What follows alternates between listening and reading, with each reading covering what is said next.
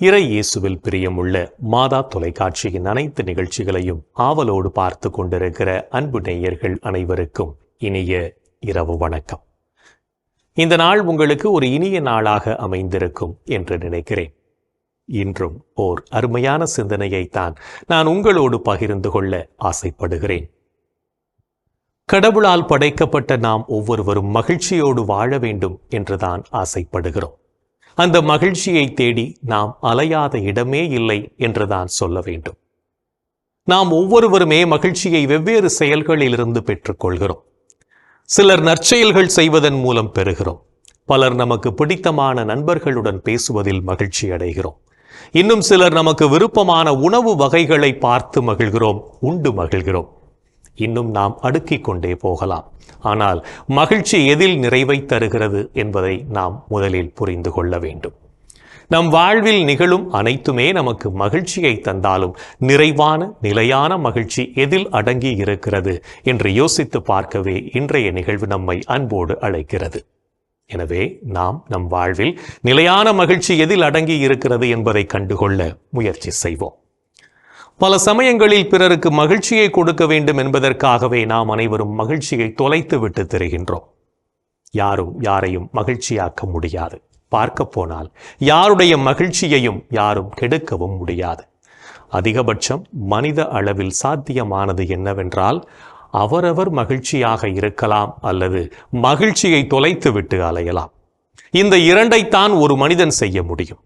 ஆக நாம் மகிழ்ச்சியாக இருக்க சிறு சிறு நல்ல செயல்களை செய்து ஆண்டவருக்கு உகந்த வாழ்வு வாழ்வோம். வாழ்வின் ஒவ்வொரு நொடியையும் மகிழ்ச்சியாக வாழ்வோம். ஏனெனில் வாழ்க்கை மறு வாய்ப்பை நமக்கு தரப்போவதில்லை. மகிழ்ச்சியாக இருந்தாலே நமது நிலைமை மாறிவிடும் என்பதே உண்மை. எனவே வாழ்க்கையை அப்படியே ஏற்றுக்கொண்டு நன்மைகள் செய்து வாழ்வோம்.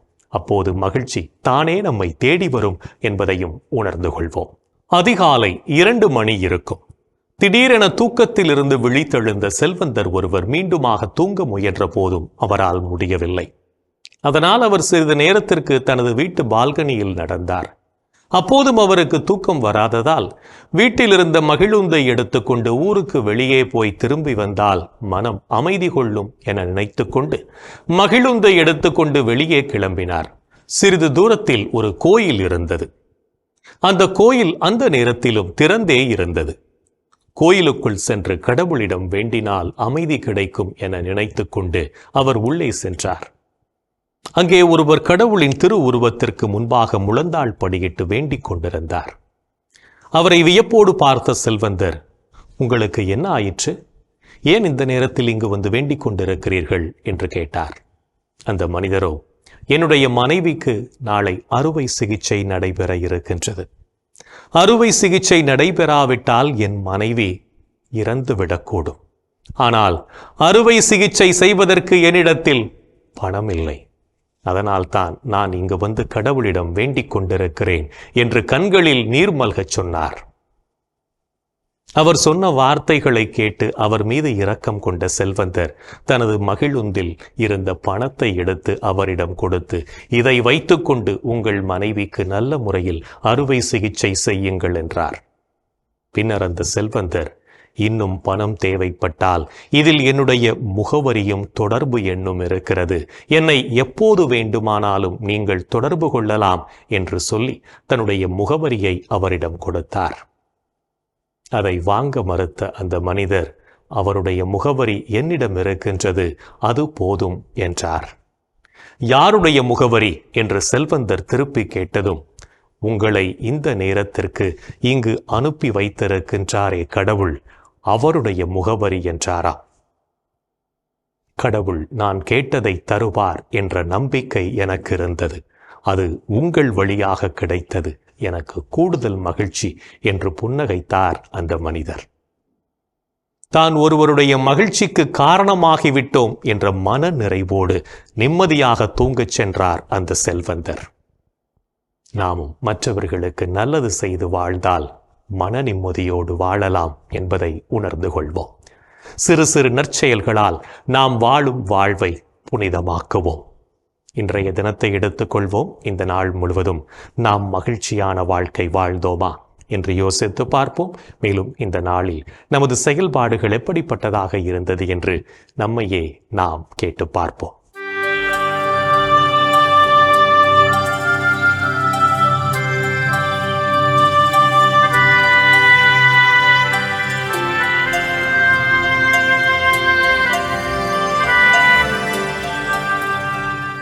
இன்று நீங்கள் பெற்றுக்கொண்ட அழைப்புக்கு ஏற்ற வாழ்க்கை வாழ்ந்தீர்களா? ஆகவே சகோதர சகோதரிகளே, நீங்கள் அழைக்கப்பட்டவர்கள், தெரிந்து கொள்ளப்பட்டவர்கள். இந்த நிலையில் உறுதியாக நிற்க முழு முயற்சி செய்யுங்கள். இவ்வாறு செய்தால் நீங்கள் ஒருபோதும் தடுமாற மாட்டீர்கள். இன்று நீங்கள் கிறிஸ்துவுக்கு எதிரான தப்பறை கொள்கையை பரப்பினீர்களா? கட்டுப்பாடற்றவர்களின் தவறான வழிகளால் கவர்ந்திழுக்கப்பட்டு உங்கள் உறுதி நிலை நின்று விழுந்து விடாதபடி கவனமாயிருங்கள். இன்று நாம் இறைவனுக்கு ஏற்புடைய செயல்களை செய்திருந்தாலும் சில நேரங்களில் இறைவனுக்கு எதிராகவும் செயல்பட்டு பாவத்தில் விழுந்திருப்போம். அத்தகைய தருணங்களுக்காக மனம் வருந்தி மன்னிப்பு கேட்டு மனத்துயர் மன்றாட்டை ஜெபிப்போம்.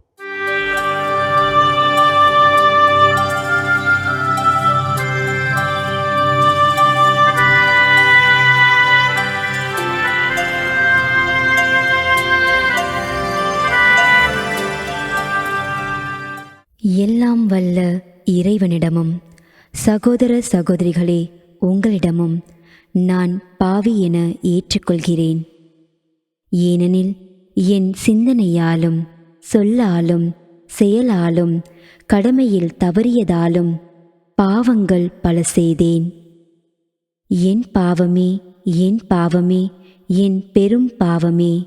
ஆகையால் எப்போதும் கன்னியான புனித மரியாவையும் வானதூதர் புனிதர் அனைவரையும் சகோதர சகோதரிகளே உங்களையும் நம் இறைவனாகிய ஆண்டவரிடம் எனக்காக வேண்டிக்கொள்ள மன்றாடுகிறேன். ஆமேன். மனத்துயர் மன்றாட்டை ஜெபித்ததன் வழியாக இறைவன் நம் பாவங்களை மன்னித்து நம் ஒவ்வொருவரையும் அவருடைய சொந்த பிள்ளைகளாக ஏற்றுக்கொள்வார் என்ற நம்பிக்கையோடு இறை வேண்டலில் இணைவோம்.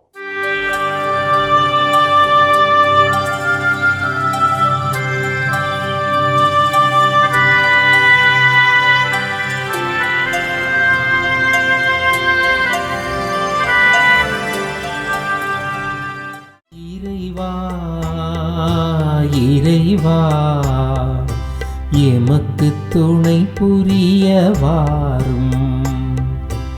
ஆண்டவரே, எமக்கு துணை புரிய விரைந்து வாரும்.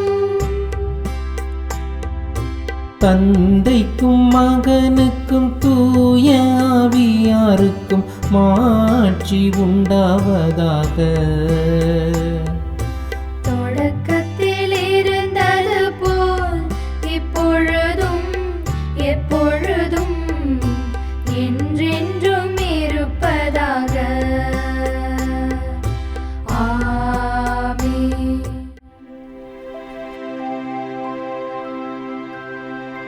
ஆண்டவரே, ஆண்டவரே, எனக்கு இரங்கி என் வேண்டுதலுக்கு செவி சாய்த்தருளும். ஆண்டவரே, ஆண்டவரே, எனக்கு இரங்கி என் வேண்டுதலுக்கு செவி சாய்த்தருளும்.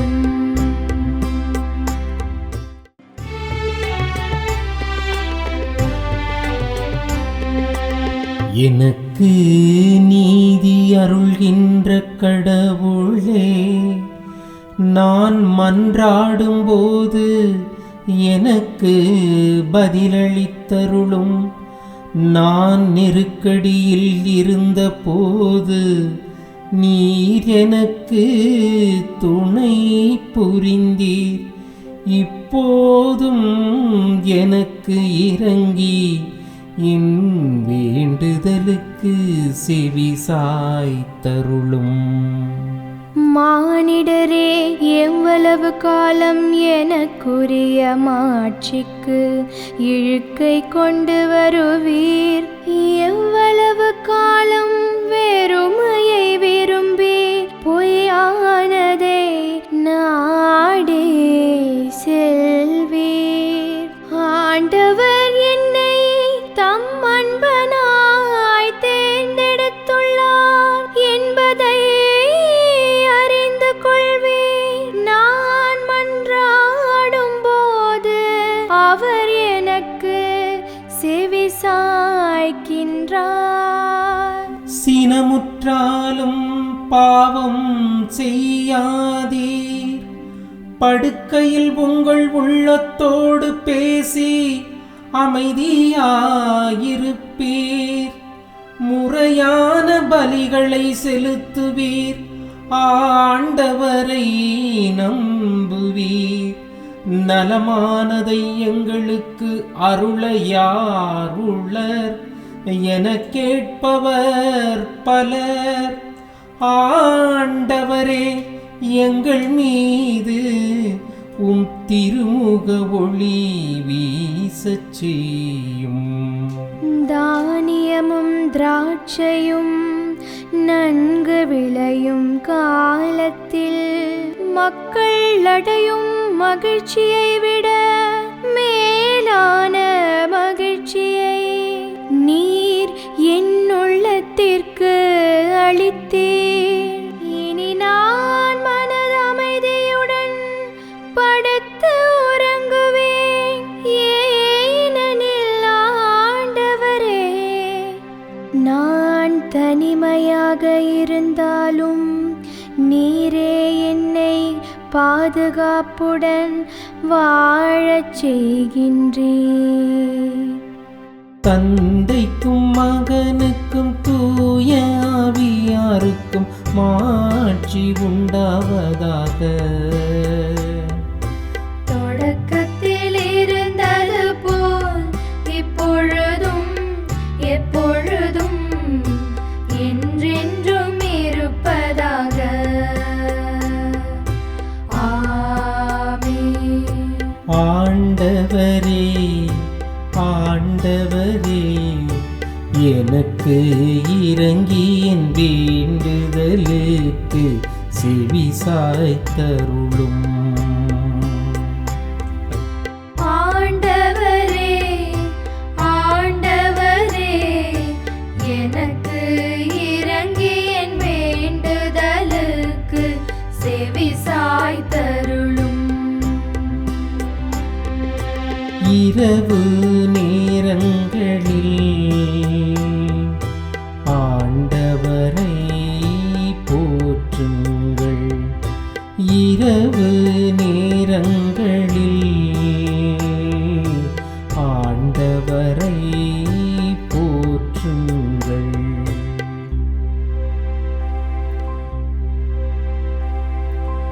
இரவு நேரங்களில் ஆண்டவரின் இல்லத்தில் பணி செய்யும் ஆண்டவரின் ஊழியரே, நீங்கள் அனைவரும் ஆண்டவரை போற்றுங்கள். தூயகத்தை நோக்கி கைகளை உயர்த்தி ஆண்டவரை போற்றுங்கள். விண்ணையும் மண்ணையும் உண்டாக்கிய ஆண்டவர் சீயோனிலிருந்து உங்களுக்கு ஆசி வழங்குவாராக. தந்தைக்கும் மகனுக்கும் தூய ஆவியாருக்கும் மாட்சி உண்டாவதாக. தொடக்கத்தில் இருந்தது போல் இப்பொழுதும் எப்பொழுதும் என்றென்றும் இருப்பதாக. ஆமென். இரவு நேரங்களில்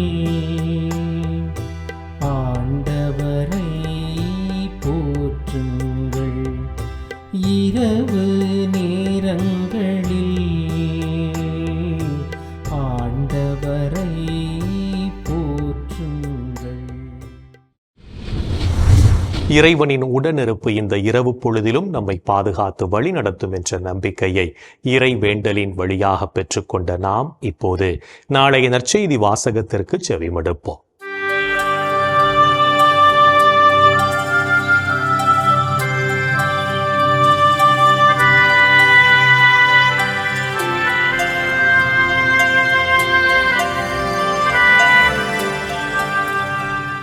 நாளைய திருப்பலி வாசகங்கள். முதல் வாசகம் இறைவாக்கினர் எசாயா நூலிலிருந்து வாசகம். அதிகாரம் 22, இறை வார்த்தைகள் 19 முதல் 23 முடிய. பதிலுரை பாடல் திருப்பாடல் 138. இறை வார்த்தைகள் 1 முதல் 3, 6 மற்றும் 8 முடிய. இரண்டாம் வாசகம் திருத்தூதர் பவுல் ரோமையருக்கு எழுதிய திருமுகத்திலிருந்து வாசகம். அதிகாரம் 11, இறை வார்த்தைகள் 33 முதல் 36 முடிய. மத்தேயு எழுதிய தூய நற்செய்தியிலிருந்து வாசகம்.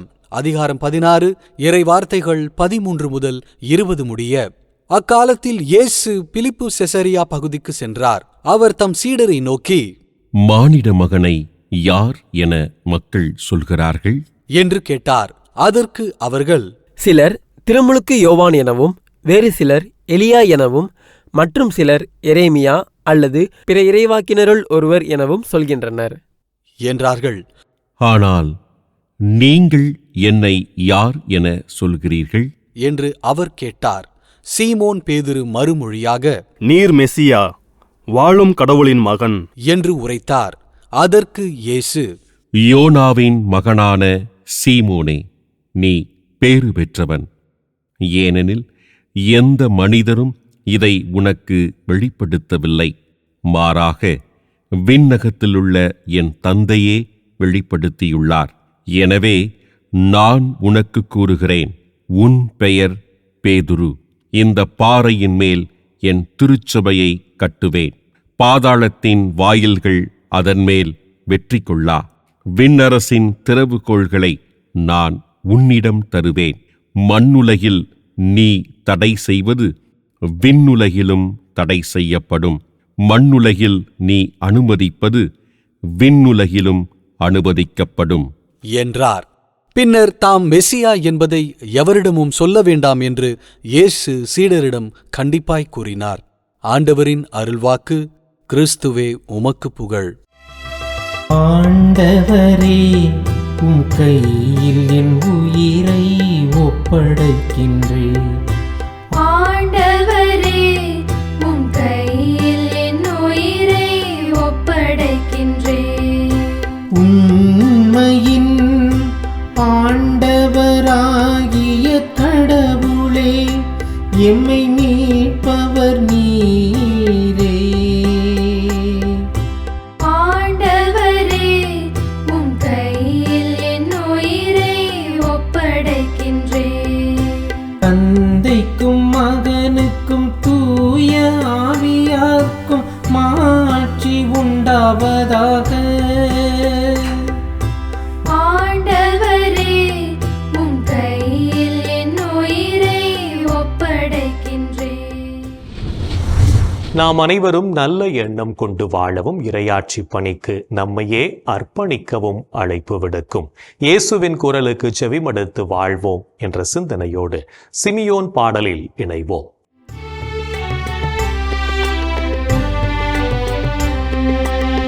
ஆண்டவரே, நாங்கள் விழித்திருக்கும் போது எங்களை காத்தருளும்.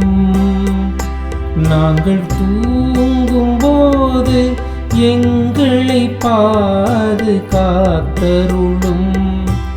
இதனால் கிறிஸ்துவோடு விழித்திருந்து அவரோடு அமைதியில் இளைப்பாறுவோம். ஆண்டவரே, நாங்கள் விழித்திருக்கும் போது எங்களை காத்தருளும். நாங்கள் தூங்கும் போது எங்களை பாதுகாத்தருளும். இதனால் கிறிஸ்துவோடு விழித்திருந்து அவரோடு அமைதியில் இளைப்பாறுவோம். சிமியோன் பாடல். ஆண்டவரே, உமது சொற்படி அடியான் என்னை இப்போது அமைதியுடன் போகச் செய்கிறீர். ஏனெனில் மக்கள் அனைவரும் காணுமாறு நீர் ஏற்பாடு செய்துள்ள உமது மீட்பை என் கண்கள் கண்டுகொண்டன. இம்மீட்பே பிற இனத்தாருக்கு வெளிப்பாடு அருளும் மொழி. இதுவேவும் மக்களாகிய இஸ்ராயேலுக்கு பெருமை, இஸ்ராயேலுக்கு பெருமை. தந்தைக்கும் மகனுக்கும் தூய ஆவியாருக்கும் மாட்சி உண்டாவதாக. தொடக்கத்தில் இருந்தது போல் இப்பொழுதும் எப்பொழுதும் என்றென்றும் இருப்பதாக. ஆமென். ஆண்டவரே, நாங்கள் விழித்திருக்கும் போது எங்களை காத்தருளும். நாங்கள் தூங்கும் போது எங்களை பாதுகாத்தருளும். இதனால் கிறிஸ்துவோடு விழித்திருந்து அவரோடு அமைதியில் இளைப்பாறுவோம். ஆண்டவரே, நாங்கள் விழித்திருக்கும் போது எங்களை காத்தருளும். நாங்கள் தூங்கும் போது எங்களை பாதுகாத்தருளும். இதனால் கிறிஸ்துவோடு விழித்திருந்து அவரோடு அமைதியில் இளைப்பாறுவோம். இறைவன் நம்மை ஒவ்வொரு நொடிப்பொழுதும் அற்புதமாய் வழிநடத்தி கொண்டிருப்பதை சிமியோன் பாடல் வழியாக உணர்ந்து ஜெபித்த நாம் இப்போது நாளைய புனிதரை பற்றி பார்க்கலாம்.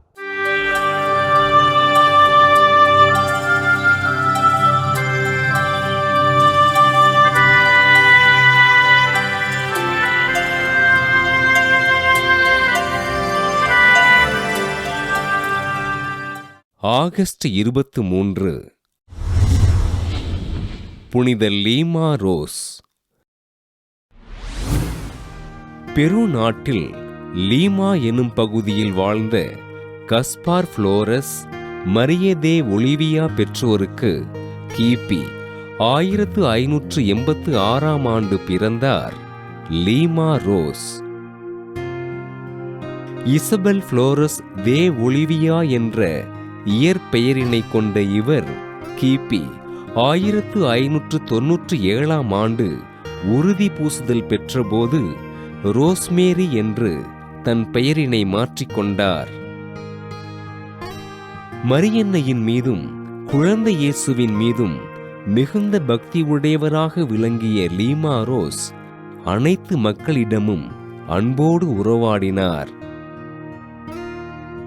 புனித சியன்னா கேத்தரினுடைய வாழ்க்கை வரலாற்றினை வாசித்த இவர் அவரைப் போலவே வாழ வேண்டும் என்று முடிவெடுத்து கடுமையான ஒருத்தல் முயற்சிகளை மேற்கொண்டார். தினமும் நற்கருணை உட்கொண்டு நற்கருணை ஆண்டவரிடம் அதிக நேரம் ஜெபித்த லீமா ரோஸ் தன்னை இறைவனுக்கு அர்ப்பணிக்க விரும்பி தன் பெற்றோரிடம் 10 ஆண்டுகளாக போராடினார். தன் 20வது வயதில் புனித சாமிநாதர் சபையில் சேர்ந்த லீமா ரோஸ் முள்முடி அணிந்து தன்னை கசையினால் அடித்து கொண்டார். ஆண்டவர் இயேசுவின் துன்பத்தில் பங்கு பெறுவதற்காக தன் வாழ்நாள் முழுவதும் துன்பத்தை வருவித்துக் கொண்டு வாழ்ந்த அருட்சகோதரி லீமா ரோஸ் கிபி 1617ஆம் ஆண்டு விண்ணகமடைந்தார். தன் வாழ்நாளில் ஆண்டவரை பலமுறை காட்சியாக கண்டு உரையாடிய அருட்சகோதரி லீமா ரோஸினை திருத்தந்தை 10ஆம் கிளெமெண்ட் கிபி 1671ஆம் ஆண்டு புனிதராக உயர்த்தி தோட்ட பணியாளர்களின் பாதுகாவலராக அறிவித்தார். புனித லீமா ரோஸின் திருவிழாவினை கொண்டாடுகின்ற நாம் தோட்டங்களில் பணி செய்கின்ற பணியாளர்களுக்காகவும் அவர்களது குடும்பங்களுக்காகவும் ஆண்டவர் இயேசுவிடம் உருக்கமோடு ஜெபிப்போம்.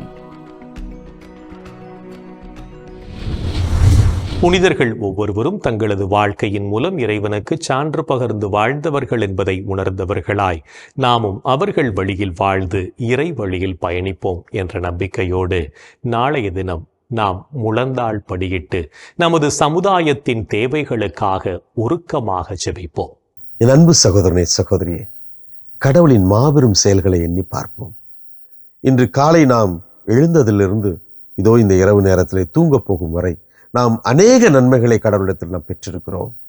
நாம் நன்றியுள்ள பிள்ளைகளாக கடவுளை போற்றி புகழ்வோம்.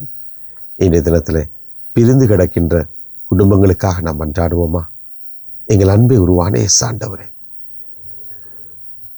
குடும்பமாக மனிதனை நீர் படைத்தீர். அவன் குடும்பமாக வாழ வேண்டும் என்று நீர் ஆசைப்பட்டீர். ஆமேசுவே, திருக்குடும்பமாக வாழ்ந்து இந்த குடும்பத்தினுடைய மேன்மையை நீர் எங்களுக்கு உணர்த்தி இருக்கிறீர். ஆண்டவரே, இன்றைக்கு சுயநலத்தினால் பலவிதமான கௌரவ பிரச்சனைகளினால் தான் தான் பெரியவன் தான் தான் பெரியவள் என்ற எண்ணங்களினால் குடும்பங்கள், அநேக குடும்பங்கள் பிரிந்து போய் கிடக்கின்றன. இந்த அவல நிலையை, இந்த கவலையான நிலையை நாங்கள் எண்ணி மனம் வருந்துகிறோம். ஆண்டவரே, என் பிள்ளைகளை நீர் ஆசீர்வதியும் ஐயா. குடும்பத்தின் மேன்மை நீர் என் பிள்ளைகளுக்கு உணர்த்தும்படியாய் கேட்கிறோம். இந்த குடும்பங்கள் எல்லாம் இணைந்து உமக்கு சான்று பகரக்கூடிய, உமக்கு சாட்சியம் பகரக்கூடிய, உம்மை மகிமைப்படுத்தக்கூடிய நேரத்தை நாளை நீர் விரைவில் எங்களுக்கு தாரும். பிரிந்து போயிருக்கின்ற ஒவ்வொரு குடும்பத்தையும் நீர் இணைக்க வேண்டும். அவர்கள் மனமாறி மீண்டுமாய் ஒன்று சேர வேண்டும் என்று நாங்கள் இந்த நேரத்திலே உருக்கத்தோடு கண்ணீரோடும் ஜெபிக்கிறோம். எங்கள் அன்பு தாயே, ஆரோக்கிய அன்னையே, உமது பிள்ளைகள் இவர்களுக்காக பரிந்து பேசுங்கள் அம்மா. இந்த ஜெபங்களை எல்லாம் எங்கள் ஆண்டவராகிய இயேசுவே உமது வல்லமையான திருநாமத்தின் வழியாக உம்மை கெஞ்சி மன்றாடுகிறோம். ஆமென். என்று வாழும் உயிருள்ள இறைவன் தந்தை, மகன், தூய ஆவியார் நாம் அனைவரையும் நிறைவாக ஆசீர்வதிப்பாராக. ஆமென். இந்த ஜெபத்தின் வழியாக இறை அருளும் ஆசீரும் நம் மீது நிறைவாக பொழியப்பட்டிருப்பதை உணர்ந்திருப்போம். இறை ஆற்றலும் வல்லமையும் என்றும் நம்மில் தங்கும்.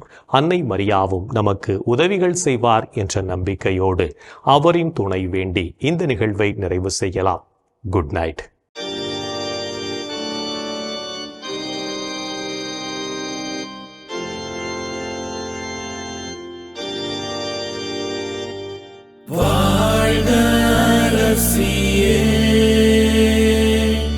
தயை மிகு அன்னையே, வாழ்வே இனிமையே, தஞ்சமே வாழ்க. தாயகம் இழந்த ஏவாயின் மக்கள் தாயே என்றும் கூவி அழைத்தோம். கண்ணீர் கனவாய் நின்றும்மை நோக்கி கதறியே அழுதோம், பெருமூச்சறிந்தோம். ஆதலால் ஏமக்காய் பரிந்துரைப்பவரே, அன்புடன் எம்மை கடைக்கண் பாரே. திரு வயிற்றின் கனியாம் இயேசுவே, இம்மை வாழ்வின் இறுதியில் காட்டுவே. கருணையின் உருவே, தாய்மையின் கனிவே, இனிமையின் அன்னையே மரியா போற்றி.